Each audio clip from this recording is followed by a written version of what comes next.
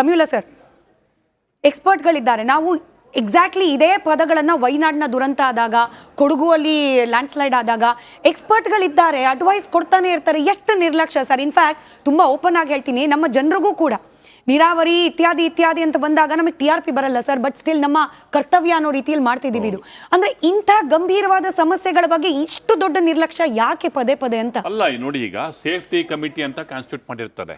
Safety ಕಮಿಟಿಗಳು ಏನಾದ್ರು reports ಕೊಟ್ಟಿದಾವ, safety committee reports ಅನ್ನ ಅವ್ರು ಯಾರಾದ್ರೂ ನೋಡಿ ವರ್ಕ್ ಮಾಡಿದಾರ? ಈಗ ಕಾಡ ಅಂತ ಹೇಳಿದ್ರು, ಕ್ಯಾಚ್ಮೆಂಟ್ ಏರಿಯಾ ಡೆವಲಪ್ಮೆಂಟ್ ಅಥಾರಿಟಿ, ಅವರಿಗೆ ಅಲ್ಲೇ ಆ ಗೇಟನ್ನು ಹ್ಯಾಂಡಲ್ ಮಾಡುವಂಥ ಎಕ್ಸ್ಪರ್ಟಿಸಮ್ ಇದೆಯಾ? ಆ ಗೇಟ್ನ ಹ್ಯಾಂಡಲ್ ಮಾಡೋದಕ್ಕೆ ಸ್ಪೆಷಲೈಸ್ಡ್ ಎಕ್ಸ್ಪರ್ಟಿಸಮ್ ಬೇಕಾಗುತ್ತೆ. ಆ ಎಕ್ಸ್ಪರ್ಟಿಸಮ್ ಇರೋವಂಥವ್ರು ಅಲ್ಲಿನ ಗೇಟ್ಗಳನ್ನ ಹ್ಯಾಂಡಲ್ ಮಾಡ್ತಿದಾರ, ಅದಕ್ಕೆ ಸರಿಯಾದ ಉತ್ತರ ಬೇಕಾಗುತ್ತೆ. ಆಮೇಲೆ ನಾವು ಜುಲೈ, ಆಗಸ್ಟ್, ಸೆಪ್ಟೆಂಬರಲ್ಲಿ 90 TMCನೋ 70 TMC, ಒಟ್ಟು 60 TMCಗಿಂತ ಜಾಸ್ತಿ ನೀರು ಖಾಲಿ ಮಾಡಬೇಕು. 4 ದಿನದಲ್ಲಿ ರಿಪೇರಿ ಆಗಲ್ಲ. ನೀರ್ ಖಾಲಿ ಆಗಕ್ಕೇನೆ 3-4 ದಿನ ಬೇಕು. ಅದಾದ್ಮೇಲೆ ಗೇಟ್ ಅಳವಡಿಸೋದಕ್ ಬೇಕು, ಆಯ್ತಾ? ಗೇಟು ಆಮೇಲೆ ಇದೆಂತ ಅಪಾಯ ಅಂತಂದ್ರೆ KRS ವರ್ಟಿಕಲ್ ಗೇಟ್ಸ್ಗಳೇ, KRS ಗೇಟ್ಗಳು ವರ್ಟಿಕಲ್ ಗೇಟ್ಸ್ಗಳೇ. ಅಲ್ಲಿ ಏನಾಗುತ್ತೆ, ಇಲ್ಲಿ ಬೃಂದಾವನ ಏನೋ ಡಿಸ್ನಿಲ್ಯಾಂಡ್ ಏನೋ ಆಗ್ತಾ ಇದೆ ಅಲ್ಲಿ ಆ ಡಿಸ್ನಿಲ್ಯಾಂಡ್ ಬರೋಕ್ಕಿಂತ ಮೊದಲು ರಾಜಾರಾವ್ ಅವರು ಹೇಳಿದ ಹಾಗೆ ಸ್ಟಾಪ್ಲರ್ ಗೇಟ್ಸ್ಗಳನ್ನ ಮೊದಲು ಅಳವಡಿಸ್ಬೇಕು. ಇಲ್ಲ ಅಂದ್ರೆ ಅಲ್ಲಿ ಡಿಸ್ನಿಲ್ಯಾಂಡ್ ಮಾಡಿ ಇಲ್ಲಿ ಯಾವ್ದಾರ ಗೇಟ್ ಡಮ್ ಅಂದ್ಬಿಟ್ರೆ ಏನ್ ಮಾಡ್ತೀರಾ? ಸ್ವಿಮ್ಮಿಂಗ್ ಪೂಲ್ ಆಗುತ್ತೆ ಅಷ್ಟೇ, ಸ್ವಿಮ್ ಮಾಡಕ್ ಆಗಲ್ಲ. ಆಯ್ತಾ? ಹೀಗಾಗಿ ಇಲ್ಲಿ ಬಹುಶಃ ಸಮಾನಾಂತರ ಅಣೆಕಟ್ಟನ್ನ ಕಟ್ಟೋದ್ರ ಬಗ್ಗೆ ಚರ್ಚೆ ನಡೆಸೋದಕ್ಕೆ ಈ ಹಿಂದೆ ಒಂದು ಬ್ಲೂ ಪ್ರಿಂಟ್ ರೆಡಿ ಇತ್ತು. ಆಂಧ್ರ ಸರ್ಕಾರದ ಬಗ್ಗೆನೂ ಕೂಡ ಚರ್ಚೆ ನಡೆದಿತ್ತು. ಆಗ ಒಂದ್ ಹಂತದಲ್ಲಿ ಮತ್ತೆ ನಿಂತೋಯ್ತು. ತುಂಗಭದ್ರಾ ಸಮಾನಾಂತರ ಜಲಾಶಯನ ಕಟ್ಟೋದ್ರ ಬಗ್ಗೆ ಚರ್ಚೆ ನಡೆಸೋದಕ್ಕೆ ಮತ್ತು ಅಂತಹದ್ದೊಂದು ಯೋಜನೆಯನ್ನ ಕೈಗೆತ್ಕೊಳ್ಳೋದಕ್ಕೆ ಇದು ಹೈ ಟೈಮ್. ಯಾಕೆಂದ್ರೆ ಜಲಾಶಯದಲ್ಲಿ ಎಷ್ಟು ಹೂಳು ತುಂಬಿದೆ ಅಂತಂದ್ರೆ ಆ ಜಲಾಶಯಕ್ಕೆ ಮರುಜೀವ ಕೊಡ್ಲಿಕ್ಕೆ ಸಾಧ್ಯವೇ ಇಲ್ಲ ಅನ್ನುವಷ್ಟು ಹೂಳು ತುಂಬಿದೆ. 30 TMC ಹೂಳು ತುಂಬಿರೋದು, 30 TMC. ಹೀಗಾಗಿ ಅಟ್ಲೀಸ್ಟ್ ಒಂದು ಪರ್ಯಾಯ ಜಲಾಶಯ ನಿರ್ಮಾಣದ ಬಗ್ಗೆ ಚರ್ಚೆ ನಡೆಸಿದೆ. ಆಂಧ್ರ ಸರ್ಕಾರನೂ ಕೂಡ ಆಗ ಒಪ್ಪಿತ್ತು, ಅದು ನಿಂತೋಯ್ತು. ಅಟ್ಲೀಸ್ಟ್ ಅದಾರು ಮಾಡಿದ್ರೆ ಒಂದು 40 TMCಗಳಷ್ಟು ನೀರನ್ನ ನಾವು ಎಕ್ಸ್ಟ್ರಾ ಹಿಡಿದಿಸ್ಕೊಳ್ಳೋದಕ್ಕೆ, ಆ ಭಾಗದ ಜನರಿಗೆ ಅನುಕೂಲವನ್ನು ಮಾಡಿಕೊಡೋದಕ್ಕೆ ಅನುಕೂಲ ಆಗುತ್ತೆ. ಈಗ ಮಳೆ ಬರದೆ ಹೋದ್ರೆ, ನೀರ್ ಬರದೆ ಹೋದ್ರೆ ಆ ಭಾಗದ ಜನರ ರೈತರ ಅಷ್ಟೇ ಅಲ್ವಾ ರಘುದೊಡ್ಡಯ್ಯ, ಪರಿಹಾರ ಕೊಡೋದು ನಿಮ್ಮ ನೀರು ನಮ್ಮ ಹಕ್ಕಲ್ಲ, ಬಾಯ್ ಮಾಡ್ಕೊಳ್ಳಿ. ನೋಡಿ ಸ್ಮಿತಾ, ಕಾಂಗ್ರೆಸ್ ಸರ್ಕಾರ ಮಾತ್ರ ರಾಜ್ಯದ ಜನತೆಯ ಪರವಾಗಿ ಹೊಸ ಆಲೋಚನೆ ತಂದಂತ ಒಂದು ಪಕ್ಷ ಯಾವ್ದನ್ನ ಇದ್ರೆ ಕಾಂಗ್ರೆಸ್ ಮಾತ್ರ. 2014 2014ರಲ್ಲೇ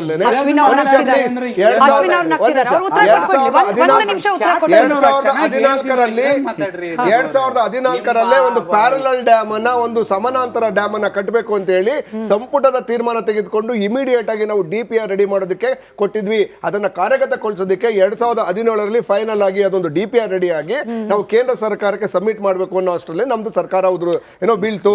ಬಟ್ ನಾವು ಆಲ್ರೆಡಿ ಒಂದು ವರ್ಷ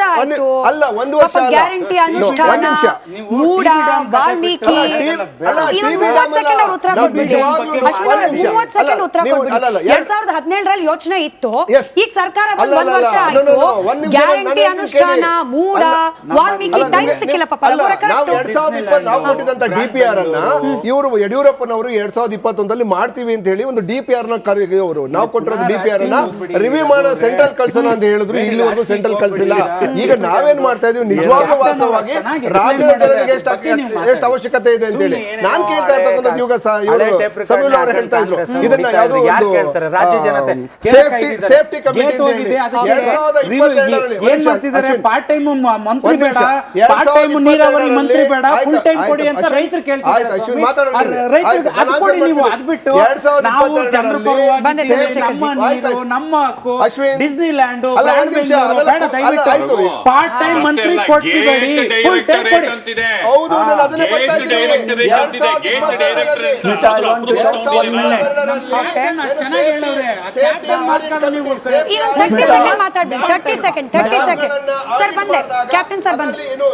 ಗೇಟ್ ಗಳಲ್ಲಿ ತೊಂದರೆ ಇದೆ ಅಂತ ಹೇಳಿ ಇಮಿಡಿಯೇಟ್ ಆಗಿ ಸ್ಟಾಪ್ ಲಾಕ್ ಗೇಟ್ ಗಳನ್ನ ಹಾಕಿ ಅಂತ ಹೇಳಿದ್ರು ಕೂಡ ಚಂದ್ರಶೇಖರ್ ಅವರೇ ಯಾಕ್ರಿ? ಚಂದ್ರಶೇಖರ್ ಅವರೇ ಕೇಂದ್ರ ಸರ್ಕಾರದ ಕಡೆ ವೋಟ್ ಮಾಡ್ತಿದ್ದಾರೆ, ಯಡಿಯೂರಪ್ಪ ಸರ್ಕಾರದ ಕಡೆ ವೋಟ್ ಮಾಡ್ತಿದ್ದಾರೆ. ಕ್ಯಾಪ್ಟನ್ ಸರ್, ಈಗ ಒಂದೇ ಒಂದು ನಿಮಿಷ ಬಂದೆ ವಾಪಸ್. ಕ್ಯಾಪ್ಟನ್ ಸರ್, ಒಂದೇ ಒಂದು ನಿಮಿಷ ಬರ್ತೀನಿ. ಚಂದ್ರಶೇಖರ್ ಅವರೇ, ಬಿಜೆಪಿ ಇದೆ ತಪ್ಪು, ಬಿಜೆಪಿ ತಪ್ಪು. ಕೈ ಮುಗಿತೀನಿ, ಸುಮ್ಮನೆ ಕೂತಿದ್ದೀನಿ. ನೋಡಿ, 41 ಡ್ಯಾಮ್ಗಳೇನಿದೆ ಕರ್ನಾಟಕದಲ್ಲಿ, ಅದರಲ್ಲಿ ಮೇಜರ್ ಡ್ಯಾಮ್ಗಳಲ್ಲಿ ಆಲಮಟ್ಟಿ ಮತ್ತು ನಾರಾಯಣಪುರದಲ್ಲಿ ಎರಡಲ್ಲ ಹೈಡ್ರಾಲಿಕ್ ಗೇಟ್ ಬಿಟ್ಟರೆ ಮಿಕ್ಕಿದೆಲ್ಲವನ್ನು ಇದೇ ರೀತಿಯ ಗೇಟ್ಗಳು. ಅದರಲ್ಲೂ ಈ ಅಣೆಕಟ್ಟು ಮಾಡೋದು ಸುಣ್ಣ ಮತ್ತು ಗಾರೆಯಿಂದ, ಯಾವ್ದು ಇದರಲ್ಲಿ ತುಂಗಭದ್ರದಲ್ಲಿ. ನೋಡಿ, ಯಾವ ಕಮಿಟಿ ಒಳಗಡೆಗೆ ಕರ್ನಾಟಕದ ಕಮಿಟಿನಲ್ಲಿ ಡ್ಯಾಮ್ ಸೇಫ್ಟಿ ಆರ್ಗನೈಸೇಷನ್ ಕಮಿಟಿ ಇದೆಯಲ್ಲ, ಇದರಲ್ಲಿ ಯಾರು ತೆಲುಗಿನವರಿಲ್ಲ, ಎಲ್ಲ ಕರ್ನಾಟಕದ ಆಫೀಸರ್ಗಳೇ ಇರೋದು. Chief engineer Srinath, superintendent engineer Srihari, ಅದಾದಮೇಲೆ 3rd ಪೋಸ್ಟ್ ಇರಬೇಕಿತ್ತಲ್ಲ ಎಕ್ಸಿಕ್ಯೂಟಿವ್ ಇಂಜಿನಿಯರು, ಅದೇ ವೇಕೆಂಟ್ ಆಗಿ ಬಿದ್ದಿದೆ. ಈ ಸರ್ಕಾರ ಎಷ್ಟು ನಿರ್ಲಕ್ಷ್ಯ ಮಾಡ್ತಿದೆ ಅಂತ ಹೇಳಿದ್ರೆ, ಚೀಫ್ ಇಂಜಿನಿಯರ್ ಇಲ್ಲ ಇದರೊಳಗಡೆ, ಎಕ್ಸಿಕ್ಯೂಟಿವ್ ಇಂಜಿನಿಯರ್. ಅದಾದಮೇಲೆ ಈ ಕಮಿಟಿ ಪ್ರತಿ ವರ್ಷ 2 ಬಾರಿ ಪ್ರತಿ ಡ್ಯಾಮ್ಗೆ ಹೋಗಬೇಕು, ಡ್ಯಾಮಲ್ಲಿ ಇನ್ಸ್ಪೆಕ್ಷನ್ ಮಾಡಬೇಕು, ಲಾಗ್ ರಿಪೋರ್ಟನ್ನು ರೆಡಿ ಮಾಡಬೇಕು, ಮೇಂಟೆನೆನ್ಸ್ ರಿಪೋರ್ಟ್ ರೆಡಿ ಮಾಡಬೇಕು. ಅದಾದಮೇಲೆ ಪ್ರತಿ ಡ್ಯಾಮ್ ತುಂಬಕ್ಕೆ ಮುಂಚೆ ಇನ್ಸ್ಪೆಕ್ಷನ್ ಮಾಡಿ ರಿಪೋರ್ಟ್ ಕೊಡಬೇಕು. ಯಾವತ್ತು ಈ ಕಮಿಟಿ ಈ ಡ್ಯಾಮ್ ಅಲ್ಲಿ ಹೋಗಿ ಇನ್ಸ್ಪೆಕ್ಷನ್ ಮಾಡ್ತು, ಯಾವತ್ತು ಲ್ಯಾಬ್ ರೆಡಿ ಮಾಡ್ತು, ಯಾವತ್ತು ಕಮಿಟಿ ರಿಪೋರ್ಟ್ ಕೊಡ್ತು, ತುಂಬಕ್ಕೆ ಏನ್ ಮಾಡ್ತು, ಒಬ್ಬರೇ ಒಬ್ಬರು ಇಲ್ಲ. ಯಾಕೆ ಅಂತ ಹೇಳಿದ್ರೆ ಜುಲೈ ಲಾಸ್ಟ್ ಮಂತ್ ಒಂದ್ ನಿಮಿಷ ಚಂದ್ರಶೇಖರ್ ಅವರು ಕೇಳಿಸ್ಕೊಳ್ರಿ, ಇಲ್ಲ ಕೇಳಿಸ್ಕೊಳ್ರಿ ಚಂದ್ರಶೇಖರ್ ಅವರೇ, ಲಾಸ್ಟ್ ಮಂತ್ DK ಶಿವಕುಮಾರ್ ಅವರೇ ರಿವ್ಯೂ ಮೀಟಿಂಗ್ ಗೊತ್ತೇ ಆಗ್ಲಿಲ್ಲ.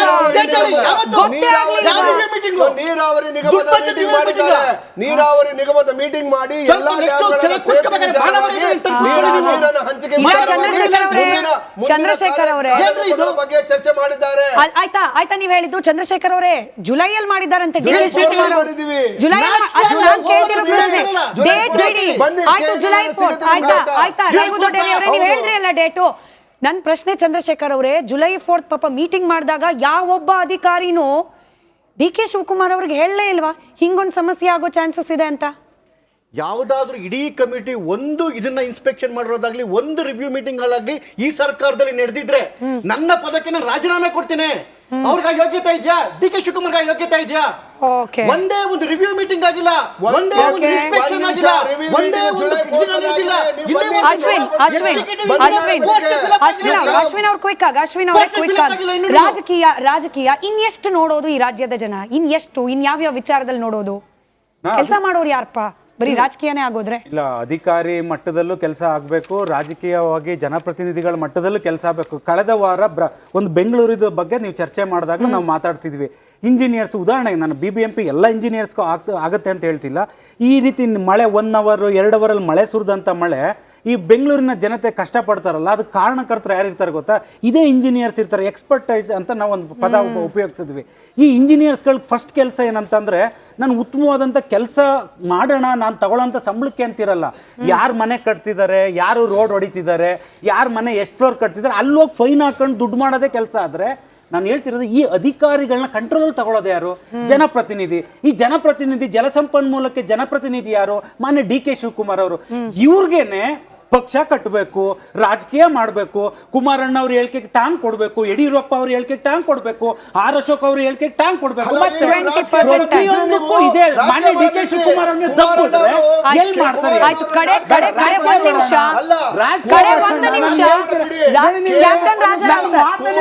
ಕ್ಯಾಪ್ಟನ್ ರಾಜಾರಾವ್ ಸರ್ ವಾಯ್ಸ್ ಮಾತ್ರ ಒಂದು ನಿಮಿಷ. ರಾಜಕೀಯ ಆಯ್ತು. ರಘು ದೊಡ್ಡೇರಿ ಅವರೇ, ನಿಮ್ಗೆ ಬಹಳ ಇಂಪಾರ್ಟೆಂಟ್ ಕೇಳಿಸ್ಕೊಳ್ಳಿ. ರಘು ದೊಡ್ಡೇರಿ ಅವರೇ ಅಷ್ಟೇ. ಆಯ್ತು. Voice cut. Raja Rao sir voice ಮಾತ್ರ ಆನ್ ಏರ್. ರಾಜಾರಾವ್ ವಾಯ್ಸ್ ಮಾತ್ರ, ಕ್ಯಾಪ್ಟನ್ ಅವ್ರ ವಾಯ್ಸ್ ಮಾತ್ರ. ಡನ್. ಕೇಳಿಸ್ಕೊಳ್ಳಿ ರಘು ದೊಡ್ಡೇರಿ ಅವರೇ, ನಿಮ್ಗೆ ಬಹಳ ಮುಖ್ಯ ಈ ಸಲಹೆ, ಯಾಕಂದ್ರೆ ಸರ್ಕಾರ ನಡೆಸ್ತಿರೋದು ನಿಮ್ ಪಕ್ಷ. ಕ್ಯಾಪ್ಟನ್ ಸರ್, ಸ್ಟಾಪ್ಲರ್ ಗೇಟ್ ಗಳ ಬಗ್ಗೆ ಸಮೀವುಲ್ಲಾ ಸರ್ ಪ್ರಸ್ತಾಪ ಮಾಡಿದ್ರು, ನೀವು ಹೇಳಿದ್ರಿ. ಕೇಳಿಸ್ಕೊಳ್ಳಿ. ಎಕ್ಸ್ಪರ್ಟ್ ಅಲ್ಲಿದ್ದಾರೆ, ಕೇಳಿಸ್ಕೊಳ್ಳಿ ಅಡ್ವೈಸು. ಅಶ್ವಿನ್ ಜಿ ಕೇಳಿಸ್ಕೊಳ್ಳಿ. ಕೇಳಿಸ್ಕೊಳ್ಳಿ ತಕ್ಷಣ. ಹೇಳಿ ಸರ್. ಅವ್ರ ವಾಯ್ಸ್ ಮಾತ್ರ ಆನರ್. ಹೇಳಿ ಸರ್. ಫ್ರೇಮ್ ಅಲ್ಲಿ ಅವ್ರ ಮಾತ್ರ ತಗೊಳ್ಳಿ. ಆನರ್ ಅವ್ರ ವಾಯ್ಸ್ ಮಾತ್ರ. ಕ್ಯಾಪ್ಟನ್ ಅವ್ರ ವಾಯ್ಸ್ ಮಾತ್ರ ಆನರ್.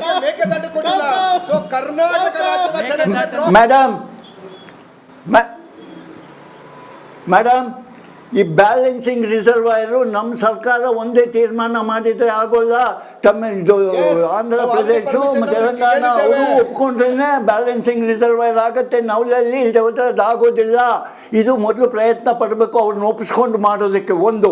ಎರಡನೇದು, ಈ ಗೇಟ್ಗಳು 70 ವರ್ಷ ಆಗೋಗಿದೆ. ಇದು ನೀರಲ್ಲೇ ಇರುತ್ತೆ, ತುಕ್ಕು ಗ್ಯಾರಂಟಿ ಹಿಡಿಯುತ್ತೆ ಪ್ರತಿ ವರ್ಷ. ಇದು government of India CWC contact ಮಾಡಿ ಇನ್ನು ಮುಂದೆ ಈ ಗೇಟ್ಗಳಿಗೆ ವಯಸ್ಸು ಏನು ಆಗೋಗಿದೆ, ಇದನ್ನು ರೀಪ್ಲೇಸ್ ಹೇಗೆ ಮಾಡಬೇಕು, ರೀಪ್ಲೇಸ್ ಮಾಡಬೇಕಾದ್ರೆ ಮೈಲ್ಡ್ ಸ್ಟೀಲ್ ಬದಲು ಸ್ಟೇನ್ಲೆಸ್ ಸ್ಟೀಲ್ ಯಾಕೆ ಹಾಕಬಾರ್ದು, ಸೊ ದಟ್ ತುಕ್ಕು ಆಗದೇನೆ ಇರಲ್ಲ. ಆ ಥರ ಏನಾದರೂ ಮಾಡ್ಲಿಕ್ಕೆ ಸಾಧ್ಯನಾ ಅಂತ ನಮ್ಮ ಸರ್ಕಾರ ಪ್ರಯತ್ನ ಪಡಬೇಕು. ಮೂರನೇದು, ಈ ವರ್ಷ ನಮ್ಮ ರೈತರಿಗೆ ನೀರು ಹೇಗೆ ಸಪ್ಲೈ ಮಾಡ್ತೀವಿ, 15ರಿಂದ 20 TMC ಅಷ್ಟು ಗ್ರೌಂಡ್ ವಾಟರು ಕಮಾಂಡ್ ಒಳಗೆ ಮತ್ತು ರಿಸರ್ವಾಯರ್ ಒಳಗೆ ಹಿಂಭಾಗದಲ್ಲಿ ಅದನ್ನು ತೆಕ್ಕೊಂಡು ಅವ್ರಿಗೆ ನೀರು ಕೊಡೋಕ್ಕಾದ್ರೆ ನಮ್ಮ ರೈತರನ್ನ ಅಟ್ಲೀಸ್ಟ್ ಒಂದು ಬೆಳೆ ಆದರೂ ಗ್ಯಾರಂಟಿ ಕೊಡ್ಬೋದು. ಇದಕ್ಕೆ ಸರ್ಕಾರ ಪ್ರಯತ್ನ ಮಾಡಬೇಕು. ಇದಕ್ಕೆ ಬೇಕಾದಂಥ ಸಲಹೆಗಳು ನಾನು ಕೊಟ್ಟಿದ್ದೀನಿ. ನಾನು ಕರೆಸಿದ್ರೆ ಅದನ್ನು ಅವ್ರಿಗೆ ಎಕ್ಸ್ಪ್ಲೈನ್ ಮಾಡ್ತೀನಿ. ಆ ಥರ ಮಾಡಬೇಕು.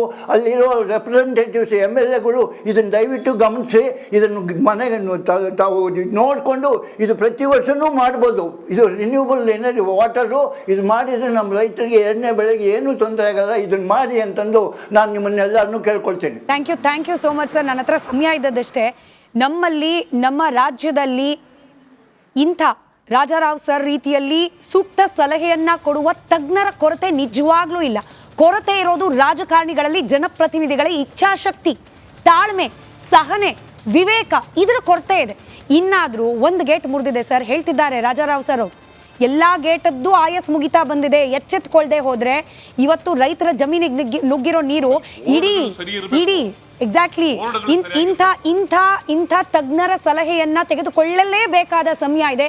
ಇನ್ನಾದ್ರೂ ರಾಜಕೀಯವನ್ನ ಪಕ್ಕಕ್ಕಿಡಿ, ಜನರ ಬದುಕಿನ ಪ್ರಶ್ನೆ ಉಳಿಸೋ ಪ್ರಯತ್ನ ಮಾಡಿ ಅಂತ ಕೋರ್ಕೊಳ್ತಾ ಧನ್ಯವಾದ. ಎಲ್ರಿಗೂ ಕೂಡ ಚರ್ಚೆಯಲ್ಲಿ ಭಾಗಿಯಾಗಿದ್ದಕ್ಕೆ. ನೋಡ್ತಾ ಇರಿ ರಿಪಬ್ಲಿಕ್ ಕನ್ನಡ, ಇದು ನಿಮ್ಮ ಧ್ವನಿ.